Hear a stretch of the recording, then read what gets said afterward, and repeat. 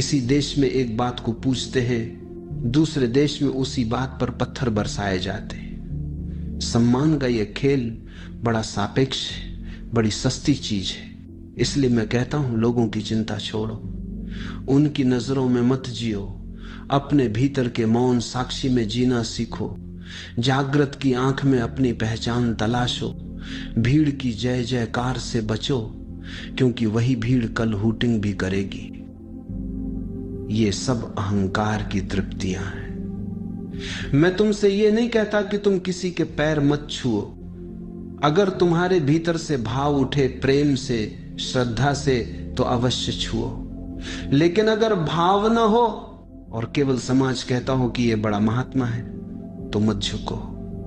अपनी निजता को बचाओ, अपनी मौलिकता को बचाओ, अपने जीवन का ढंग, अपनी शैली स्वयं गढ़ो। तुम्हारा निर्णायक भीतर की आवाज होनी चाहिए, कोई बाहर की भीड़ नहीं, क्योंकि तुम्हारी आत्मा ही तुम्हें परमात्मा से जोड़ती है। बाहर के सद्गुरु की एक ही परिभाषा है, वह तुम्हारे भीतर के सद्गुरु को जगाए। जब तक भीतर की ज्योति नहीं जलती, बाहर का सद्गुरु जरूरी है। और जैसे ही भीतर का दीपक जल जाए, सच्चा सद्गुरु स्वयं कहेगा, अब चलो अपनी राह पर। अब तुम्हें किसी सहारे की जरूरत नहीं। लेकिन कठिनाई यही है, सम्मान छोड़ना बड़ा कठिन है, अहंकार त्यागना और कठिन। ये सब सपने हैं, सब मृग तृष्णा है, पर छोड़ना आसान नहीं है। सपनों को छोड़ना आसान नहीं। मैं जानता हूं क्यों कठिनाई होती है, क्योंकि तुम्हारे पास अभी सपनों के सिवाय कुछ है ही नहीं।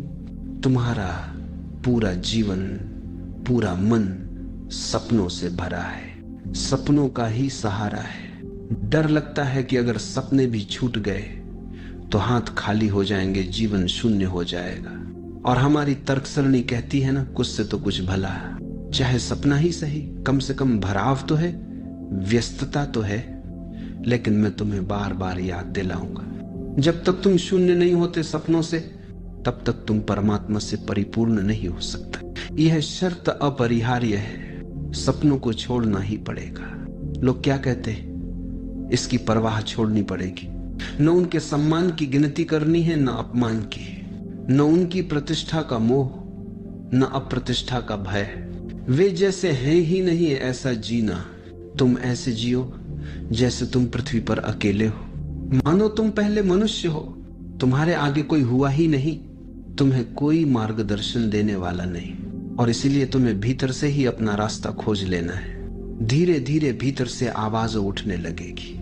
वह धीमी है, कोमल है, पर वही सच्ची है। जो उस आवाज को सुन लेता है और उसके अनुसार चल पड़ता है, वही पहुंच जाता है। सपनों को छोड़ो ताकि सत्य पा सको। छोड़ने से कुछ खोता नहीं, क्योंकि सपना था ही क्या, कुछ भी नहीं।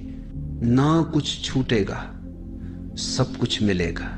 लेकिन अभी तो स्थिति उलट ही है। लोगों की छोटी सी बात पर तुम खिल उठते हो और छोटी सी आलोचना पर पंक्चर हो जाते हो।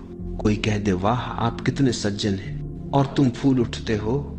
कोई कह दे, आईने में अपनी शक्ल देखो क्या गंदगी ढो रहे हो, और तुम एकदम धम्म से बैठ जाते हो, मानो गुब्बारे में सुई चुभ गई हो। तुम दूसरों के हाथों में खिलौना बने हो। वे चाहे तो हवा भर दे, चाहे तो हवा निकाल दे। तुम अपने मालिक कब बनोगे? सन्यास का यही अर्थ है। ले, मैं अपनी मालकियत की घोषणा करता हूं। मैं अपने जीवन का स्वामी हूं। परमात्मा ने हर किसी को मालिक बनाया है, और जो लोग अपनी स्वामित्व घोषणा नहीं करते, वे दूसरों की गुलामी करके परमात्मा का अपमान